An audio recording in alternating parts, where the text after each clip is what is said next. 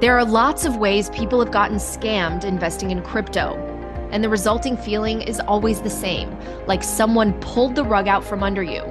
The scammers disappear or declare bankruptcy, and unsuspecting victims are left holding the proverbial bag full of worthless, take your pick. It's been like 20,000 altcoins. Only 3 ever have had an all-time high in Bitcoin terms 3 or more years after their first all-time high, right? So they all trend down towards zero in Bitcoin terms. They present themselves as just being a different way of doing decentralization than Bitcoin, when it's not. It's just they're riding Bitcoin's coattails, and they're riding the fact that most people don't quite understand what Bitcoin is and how it works. In an uncertain regulatory environment and lawmakers barely able to keep up with the speed of this emerging technology, crypto is the Wild West, with modern-day snake oil salesmen and peddlers of all kinds of solutions in search of problems. It's so archaic that we're like trusting humans to like set the monetary policy of anything. We have a programmatic monetary policy now. I feel like we have the internal combustion engine, and I'm watching people try and pull cars with horses still. And they think it's a great idea. They think they've made an innovation. Bitcoiners who understand the unique technological innovation and properties of Bitcoin and why Bitcoin is not quote-unquote crypto, with their diamond hands and unshakable conviction, are known as Bitcoin maximalists. And even amid the FTX collapse, can sleep soundly with their keys locked away in cold storage. Many of them have at one point burned themselves on the altcoin stove. The Bitcoin maximalist perspective is a particular view of money, which is that money is a social coordination thing. That's what it's all about, and you don't really need these other coins. I'm unashamed to call myself a Bitcoin maxi. And yeah, I'm toxic. But is toxic even bad? You're in the jungle, right? You get bitten by a snake. What do you think cures that? It's anti-venom. We are the white blood cells of the network. When external forces or an external virus of stupidity tries to come in and adjust it, we fight it off. Crypto's latest monumental display of fraud is still unfolding as the fallout from FTX continues to ripple through the ecosystem. Among the wreckage, however, there have been small victories. Tales of Bitcoiners and others who were helped and saved from further disaster by the warnings of Good Samaritans. Legendary Bitcoin maxi Gigi, who has contributed so much knowledge and insight to the space, made his latest contribution with a simple hashtag, #ThankAMaxi. A flood of replies rolled in as multitudes of thankful Bitcoiners called out their favorite maxis who helped them understand and not get wrecked by the Ponzi's and casinos that make up the world of crypto. So this Thanksgiving, we thank those who remain committed to spreading the word of Bitcoin. Bitcoin is a new type of money that kind of takes us into a different world. I think Bitcoin is the most important innovation to money in 1,000 years. It's basically faster than gold, but more audible and harder than fiat. Even though you never understood it when you first looked at Bitcoin, the first thing you do is wonder why everybody else can't see it.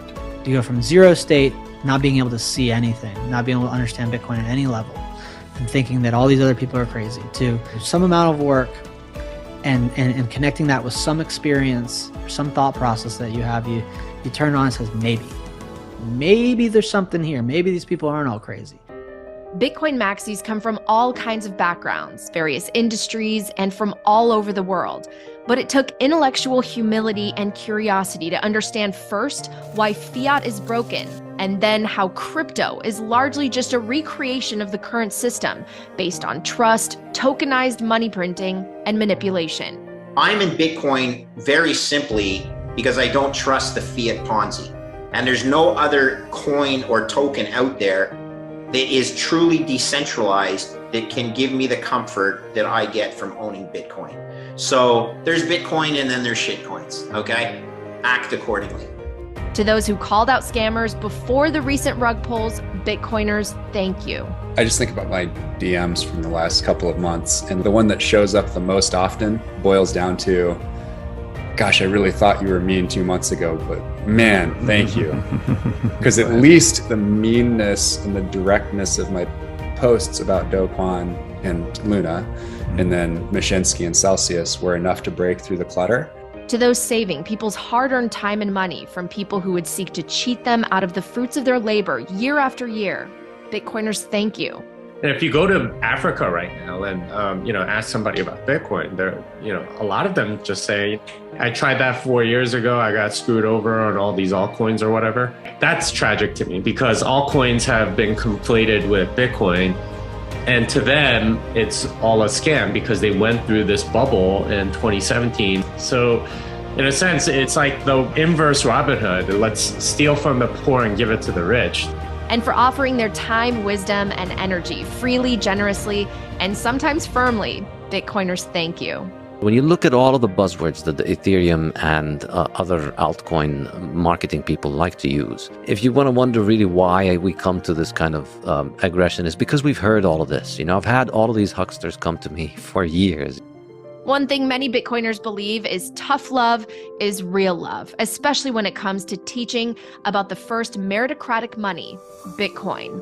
When you're believing a shitcoin sales pitch, there's no one gonna step in and save you. You gotta step in and save you.